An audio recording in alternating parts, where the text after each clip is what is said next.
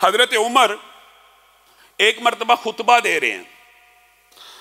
خطبے کے اندر حضرت عمر معاشرے کے اوپر آپ کو پتا ان کی گرفت اور نبض تھی. لا تغالوا فی مہور النساء، لا تغالوا، لوگوں سے خطاب کر رہے ہیں، اے لوگو، یا ایھا الناس، اے لوگو، لا تغالوا فی مہور النساء، عورتوں کو مہر بڑھا چڑھا کے مت دیا کرو، مہر میں مبالغہ مت کیا کرو، فلاں نبی کی بیوی کا اتنا مہر تھا وغیرہ. خطبہ دے رہے ہیں، خطبہ دے رہے ہیں جمعے کا. آپ کو پتا نا جمعے کے خطبے میں صفوں کے ساتھ کھیلنا، کسی چیز کے ساتھ کھیلنا، یہ بھی لغو ہے. اسی خطبے کے اندر ایک عورت کے کان سے حضرت عمر کی، وہ مسجد میں موجود ہے، صفوں میں موجود ہے جہاں پہ عورتوں کی صفیں قائم ہوتی ہیں، حضرت عمر کے منہ سے یہ الفاظ ابھی ختم نہیں ہوئے، ایک عورت پیچھے سے کھڑی ہوگی، کہا مہلن یا امیر المومنین، مہلن. سبحان اللہ، جرت کی بات بھی ہے اور اسلام میں دلیل کی اہمیت بھی ہے. عمر رک جائیے، عمر ٹھہر جائیے، میں آپ سے اس مسئلے پہ اتفاق نہیں کرتی. آپ نے یہ جو جملہ کہا ہے لا تغالوا فی مہور النساء، کہ عورتوں کے مہر بڑھا چڑھا کے مت دیا کرو، آپ کے پاس اس کی کیا دلیل ہے؟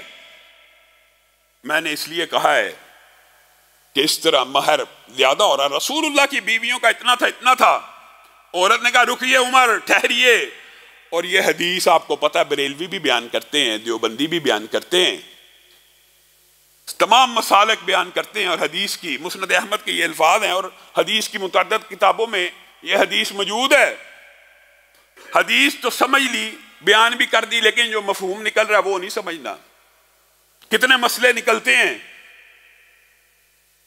عورت دوران خطبہ حضرت عمر کو ٹوک رہی ہے، اس کا مطلب ہے عورتیں اس دور میں بھی مسجدوں میں آتی تھی. یہ آپ نے اور میں نے فلسفہ بنایا ہوا ہے کہ عورت مسجد میں نہ آئے. یہ میرا اور آپ کا فلسفہ ہے، یہ قرآن و سنت کا فلسفہ نہیں ہے.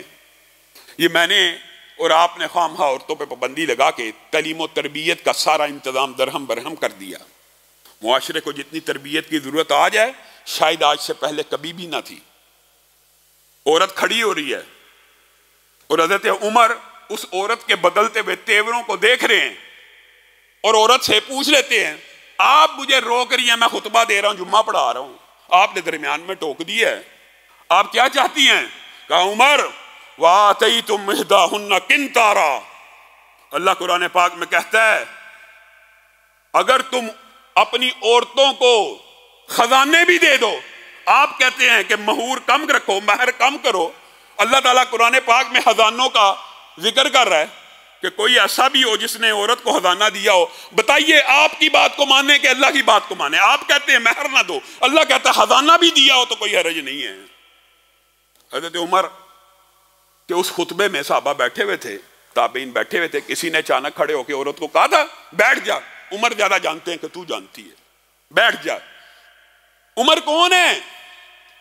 آپ نے کبھی غور نہیں کیا. دنیا میں کسی امتی کا خواب صحیح بھی ہو سکتا ہے، درست بھی ہو سکتا ہے، غلط بھی ہو سکتا ہے، حجت نہیں ہے. لیکن نبی ایک ایسے ہیں کہ جن کا خواب بھی حجت ہے، دین ہے. اور نبی کریم نے کیا کہا تھا؟ میں نے خواب دیکھا، کسی کی قمیض یہاں تک ہے، کسی کی یہاں تک ہے. عمر آپ آئے ہیں، آپ کی قمیض زمین کے اوپر گھسٹتی چلی جا رہی ہے، اور خواب بھی خود دیکھا، تعبیر بھی خود بیان کر رہے ہیں. اس سے مراد آپ کا علم دین ہے. کیا کہ اس وقت کسی صحابی نے کھڑے ہو کے کہا تھا کہ عمر کا دین تو رسول اللہ سے ثابت ہے، اتنے بڑے ان کے پاس علم ہے، ان کا علم تو رسول اللہ کی خواب سے ثابت ہے. کسی نے کھڑے ہو کے یہ کہا کہ نبی کریم نے تو ان کے بارے میں کہا تھا ہر امت میں ایک محدث ہوتا ہے کہ جو بھی کلام کرتا ہے وہ درست کرتا ہے، جو بھی بات کرتا ہے وہ سچی کرتا ہے، جو بات کرتا ہے اللہ اس کی تائید میں آیتیں نازل کرتا ہے. کسی نے یہ کہا؟ نہ کسی صحابی نے یہ کہا، نہ کسی تابعی نے یہ کہا. اور حضرت عمر کا طرز عمل کیا ہے؟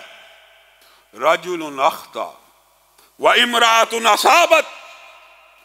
عمر کو غلطی لگی، عورت نے سچ بولا، میں نے جو پابندی لگائی ہے وہ غلط ہے. دین دلیل کا نام ہے، دین دلیل کا نام ہے. اور دلیل یہ کیا بات ہوئی؟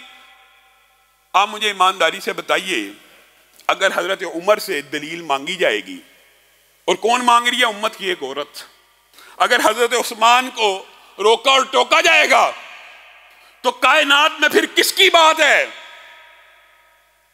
کہ جس کی بات کے بارے میں کہہ دیا جاتا ہے ان چاروں میں سے جس کی مرضی مان لی جائے درست ہے؟ نہیں نہیں میرے بھائیو، یہ آپ کو مغالطہ لگا، آپ کو غلطی لگی۔ کائنات میں اگر رسول اللہ کے بعد کسی کی بات کو ماننا ہوتا، حقیقت میں ایمانداری سے کہہ رہا ہوں، صدق کے دل سے، اگر ہم مانتے تو ابو بکر کی مانتے، عمر کی مانتے، عثمان کی مانتے، علی کی مانتے۔ اگر ان کے اقوال بغیر دلیل حجت نہیں ہیں تو کسی امتی کے قول کی کیا اہمیت ہے، کیا حیثیت ہے؟ اور یہی منہج صحابہ ہے، یہی مسلک صحابہ ہے، یہی مسلک محدثین ہے، یہی وہ طرز عمل ہے جس کے اوپر آپ کو اور مجھے چلنے کی ضرورت ہے۔ ہم کہاں پہ کھوئے ہوئے ہیں؟